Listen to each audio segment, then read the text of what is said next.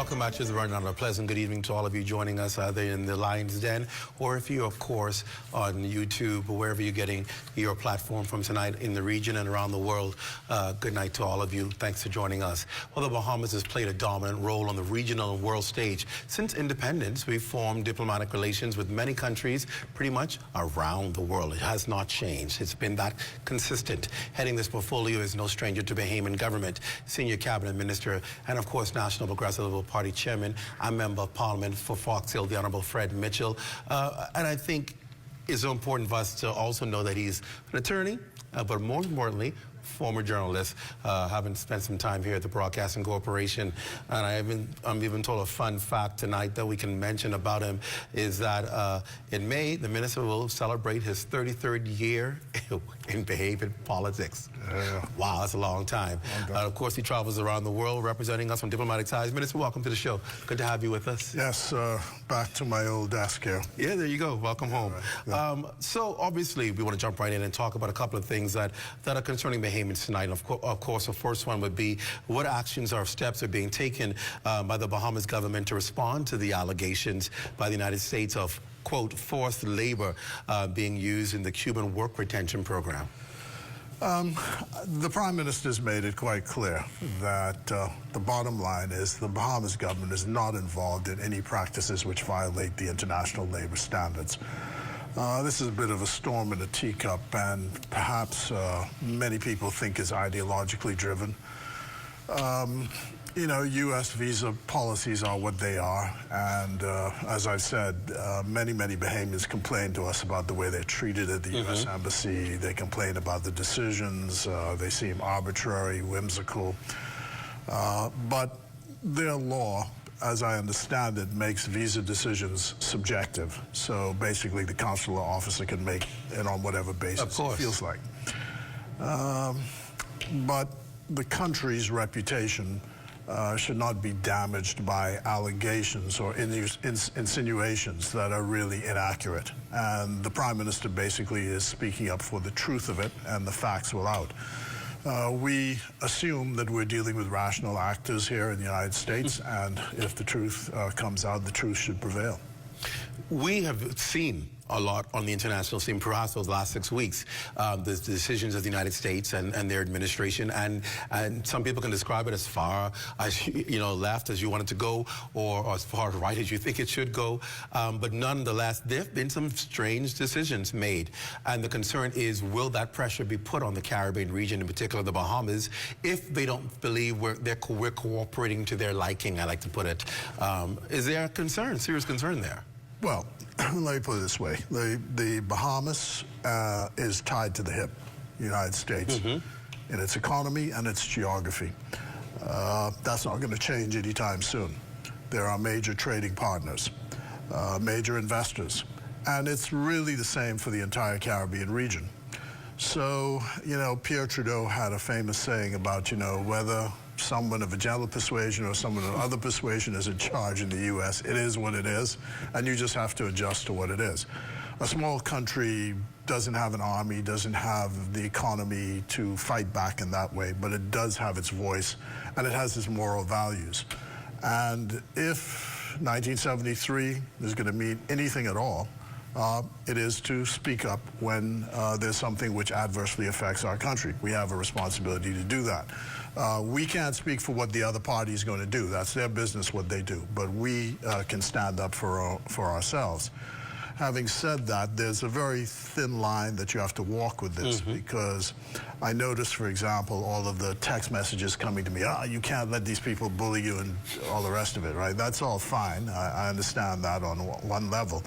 But on the other hand, you know, all our food comes from them. Yeah. I think you're going to talk a bit about that later on. All our food comes from them. All the inputs into the tourism product comes from them. All the tourists come from them. So you've got an interest in maintaining and protecting those interests. So that's why I've said decisions in the past by the United States have affected our economy. In 1919, I think they passed a constitutional amendment, if you could believe it, that you couldn't drink liquor.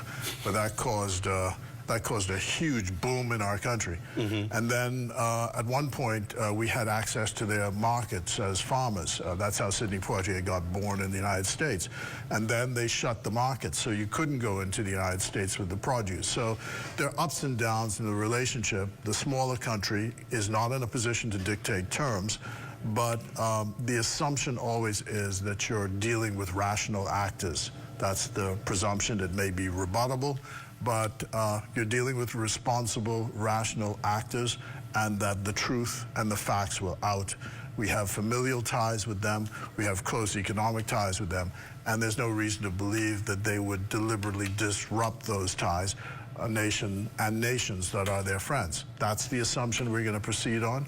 That's how it's worked out in the past, and that's how we expect it'll work out this time. Initially, when the Trump administration took office, there was this kind of push for the Bahamas to take illegal migrants, whether there was concerns as to whether they were actual Bahamians or we were just being asked to take them. And there was this, well, we need you to cooperate. Where are we with that? This was a proposition that was floated by the Biden administration before the present administration took over, and the Prime Minister was quite clear that was not acceptable to us, and it's still not acceptable to us. I think where there's a bit of a problem is that, you know, in this country you get citizenship by descent, not by birth. Correct. So that means your parents have to be Bahamian in order to claim Bahamian citizenship.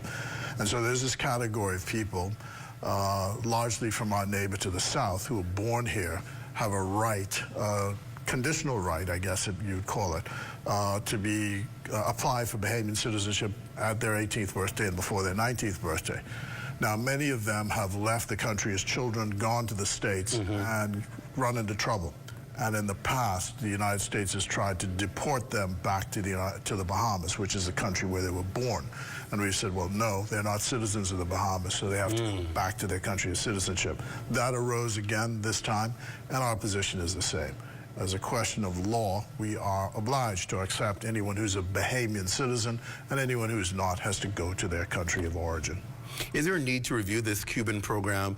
I know there have been talks about concerns about it. Is there a need to review the Cuban medical mission program that we have in place, or do you maintain that it's sound and all of the checks and balances have been put in place? Well, as I said, the general proposition is there's no evidence, as far as we can tell, that we violate any international labor standards. Of course, when your neighbor shouts and says there's a problem, you always examine the problem to see the truth or otherwise of what exists. So I imagine that those who are responsible for these programs will have a look at it. There's nothing we see by evidence that the assertions are correct. What we do know is that the medical practitioners from Cuba play an important role in our healthcare, and this is particularly so in a situation where there's active recruitment, aggressive recruitment from the United States of our nurses and doctors in this country. So we are using our public funds to train nurses and doctors who then go and work in the U.S. We lose them to the U.S., and then as a result we have to recruit in other areas, and then you know, you have this, what I call this Hobson's choice, which is not really a choice when they make assertions of the kind that we now see. We'll see. As I said, the assumption is, and people keep smiling at that point, but the assumption has to be in diplomacy and in law that we are dealing with rational actors, and rational actors will act in favor of the truth. We certainly hope somebody will watch that. I want to get back to something you mentioned in your comment, and I thought it was something we should go back on. That is, of course, concerns and complaints from Bahamians trying to get visas in the U.S. Embassy. Is it something that you have formally complained to the embassy about or sought to seek about? No doubt many Bahamians who have to apply are going to be concerned as to whether they'll get a fair shake at it. Yeah, we have formally complained, and formally complained to previous administrations, and the complaints obtained.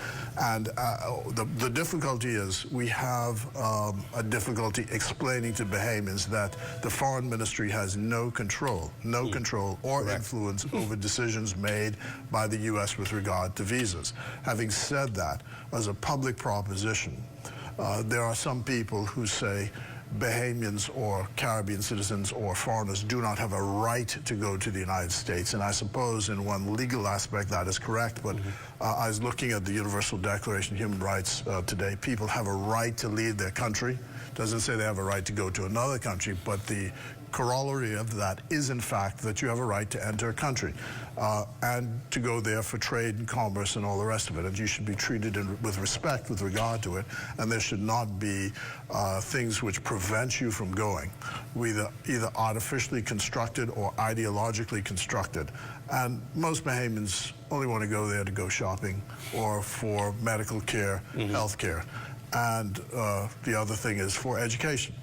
And to me, it's just a little too numerous now, these complaints about this. And we have an obligation to raise it with them to say, hey, you have to have a look at this and see whether, as rational actors, you are actually acting according to law and rationally with regard to the decisions you're making about Bahamians who wish to access your country. We do have some Bahamians whose status is in limbo in the United States. Has the Ministry of Foreign Affairs been in contact with them, and what is your message to them? I think they said there's something like 400 odd people who are in the minute compared to other countries. Yeah. I'm not sure. No one has actually sent out a distress signal as such, but you know that people are. There are some people who are actually in the custody of ICE, which is the body which is responsible for the deportations, and we try to move those along as smoothly as possible. All right. Thank you so much, Minister. We're going to take a break. When we come back, we'll talk about some things in the local front, the other portfolio, your other hat. Stay with us. You're watching The Rundown with the Minister of Foreign Affairs. We come back, we'll talk about his portfolio. He's chairman of the PLP. We're back after this. Stay close.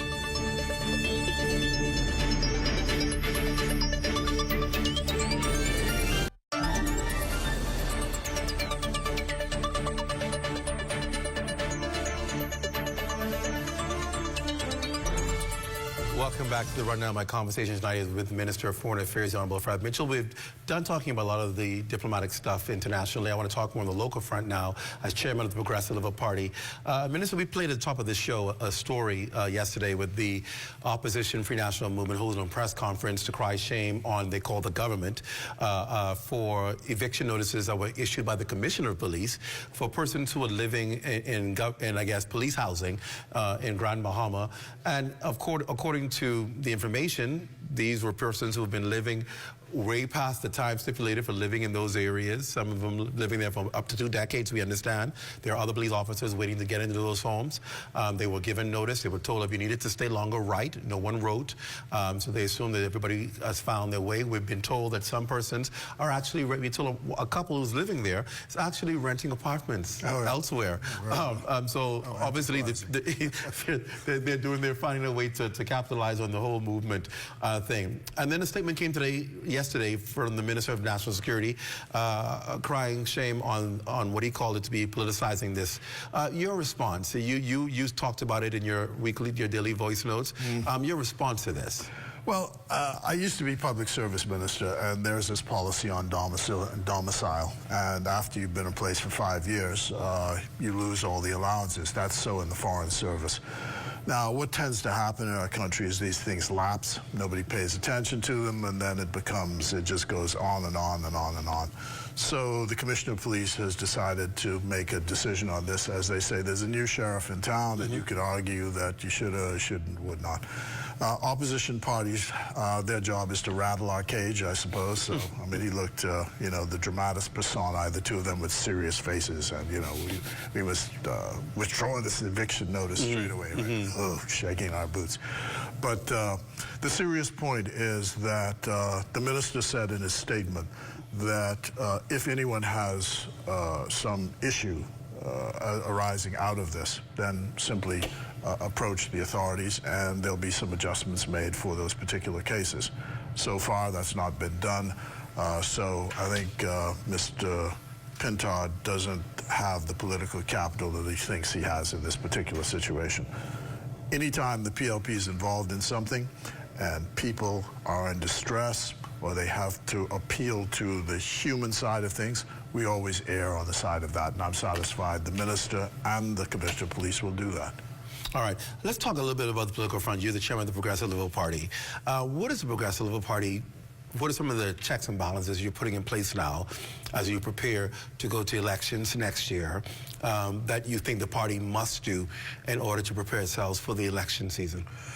Well, the first thing is you got to put your brain in gear for the fact that we are entering campaign season. And over the weekend, we had 6 of our branches together with a consultant who was going over the whole thing of statistics and data and targets and all the rest of that, and swapping stories about how people can prepare themselves for canvassing and what they should say in canvassing. This is part of an ongoing review that we've had over the last year, constituency by constituency, member parliament by member parliament, to have an assessment of where we are in fact. It's very easy to be in government and forget the fundamentals, which is that you need to be in contact with people, because this is a people business. We have small constituencies, so there's no reason why you can't be in touch with electors at least once during the term. Patrick Manning, when he's Prime Minister in Trinidad, used to mandate that members of Parliament would have one day where they did nothing else but see constituents in their constituency offices. So the deal is to get everybody cranked up into that mode again, and to understand that, you know, this is a people business. This is also put money on the ground business. This is, you know, getting yourself organized with statistics and data, because election is coming. Will the Progressive Liberal Party run the same candidates again? I can't speak to that. As the chairman of the party, my role now is to make sure everybody is kept together. We don't have candidates as such. We have members of parliament who sit in seats. All of them, as far as I'm aware, have been given their marching orders to keep the troops together, and all of them are doing that insofar as I can tell. I've been really pleased at the volume of branch meetings that take place on a monthly, weekly basis. I try to go to as many of them as I can, and to thank people for their support, because this is a people's business. It's a volunteer business, to listen to what people have to say and to make sure that the government's policies and the application of those policies are adjusted to what people are actually saying on the ground. You have to be really careful not to live in a bubble. I'm glad you said that, because there's been concern that the Progressive Party's base has had concerns about either being ignored, being overlooked. When you came to office, they weren't helped, they didn't get all that sorted out. And now, normally, parties would need the same base to be on the ground talking to people. How's the Progressive Party bridging that gap? Again, there's an old ad, I think it was for Delta Airlines, but and it's talking about, it starts off with a man in a factory, and he's saying how an old customer called him up and said, "I don't understand this organization anymore." And he says, "I bought some Delta Airlines tickets, and you're all going back to the markets, and you're going to check with them, and, you know, so you reintroduce yourself to old friends and introduce yourself to new friends." And that's where we are. Every member of parliament, every senator has been given the marching order that you have to go back into constituencies. If you don't already, you have to hold regular branch meetings. This is like church, you know, every Sunday. So every month the branch has to meet, and you get a chance to swap stories, and everybody understands where we are. And we have to work toward that goal. And the goal is not because we are so crazy for power, because power, of course, is important. And you can only do things for people if you have power. But the fact is, the country is better served if the Progressive Liberal Party has another term, because you need the continuity. I was saying this morning that continuity is a big thing for me, because people keep complaining about crime, for example. And we know that the long-term, the way to deal with solving the crime problems is actually long-term. And, you know, democracy being what it is, you know, thank God for that. But the fact is that we've been back and forth, 5 years here, 5 years there. And every time the Free National Movement comes in, they cancel the social programs that we've been engaged in, to our detriment. And then they complain that crime is out of hand, or so they say. But if we have consistently the 2 terms, I think the country will appreciate the stability, the consistency, the peace, the less violence, that will ensue as a result of consistent policies. And that's really why we're arguing for the second term, not for aggrandizement, but for the best interest of the country. And where people feel that there's a default, please, please know that you have members of parliament and senators who are accessible to you, and please make sure you access them. And if there's a default, we've got a party central office. Get in touch with us, and we will try and rectify whatever those situations are.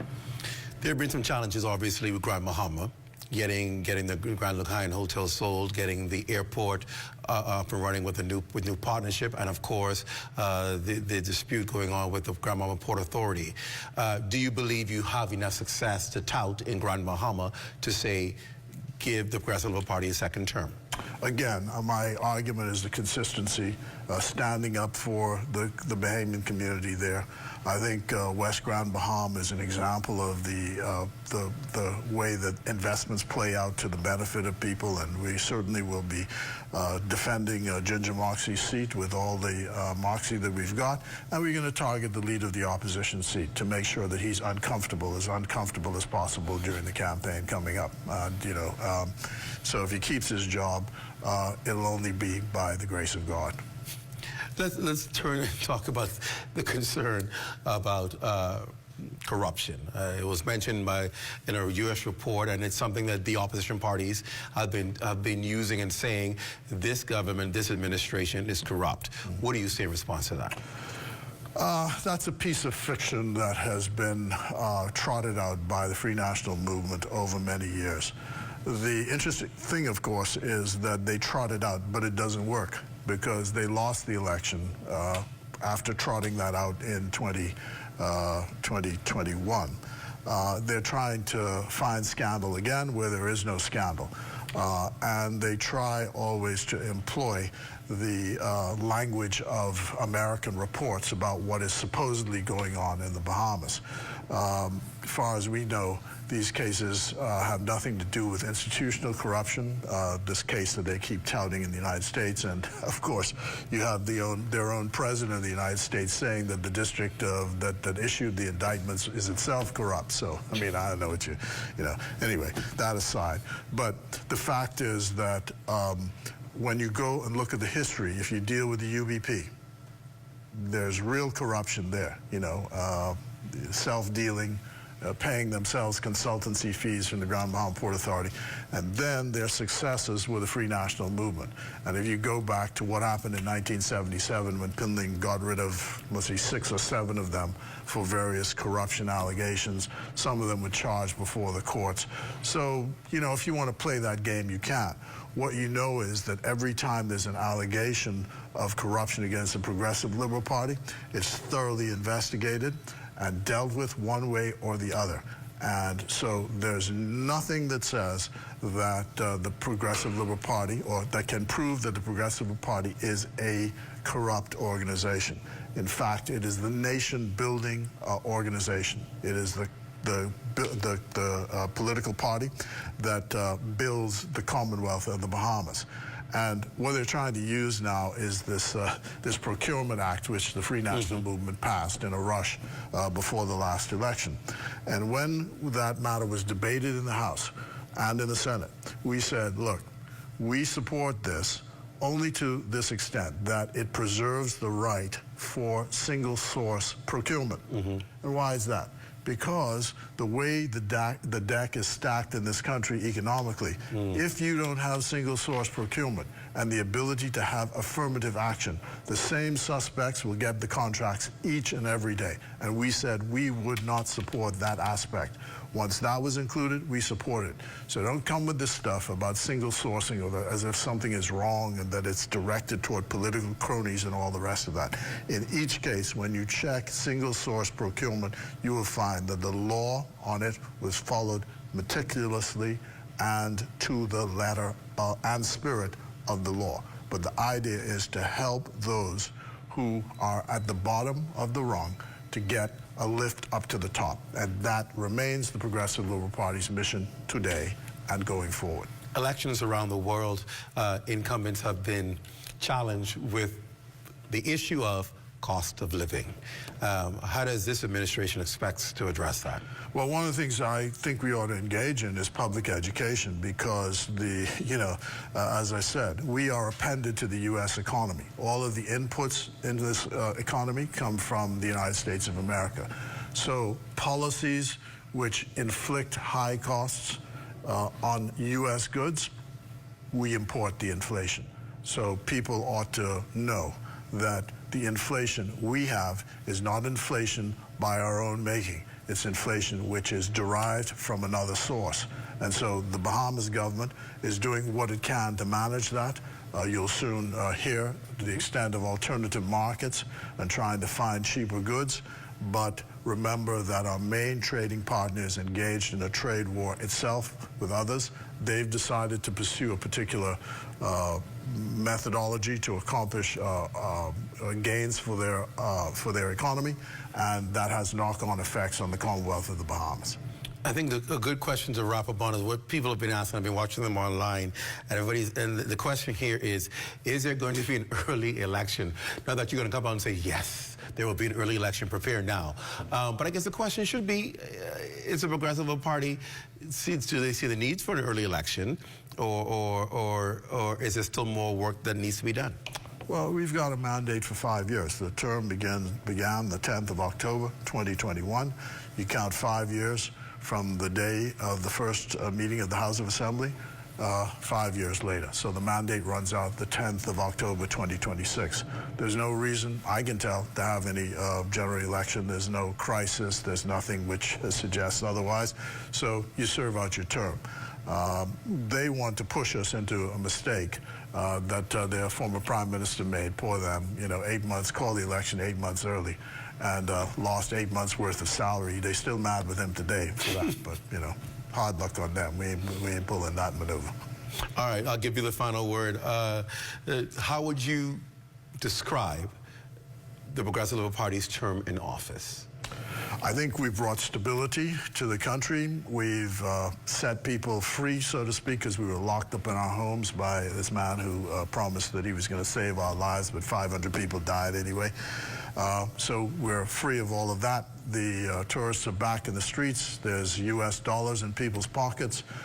So that should be a good feeling. Having said that, inflation is cutting a swath through the country.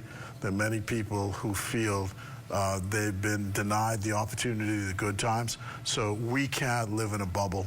As I said, we have to be sensitive to those things and get back on the ground and listen to what people have to say and respond to what people have to say so that they can say, well done, you've earned a second term. All right. Honorable Fred Mitchell, thank you for being on the Rundown. Thank you. It's my pleasure. Appreciate it. Stay with us tonight. When we come back, we're going to talk to the Bahamas Trade Commission Chairman, Senator Honorable Barry Griffin. And we're going to talk about cost of living some more and what the plans are and what they're doing to address it. You're watching the Rundown. We're back after this. Stay close.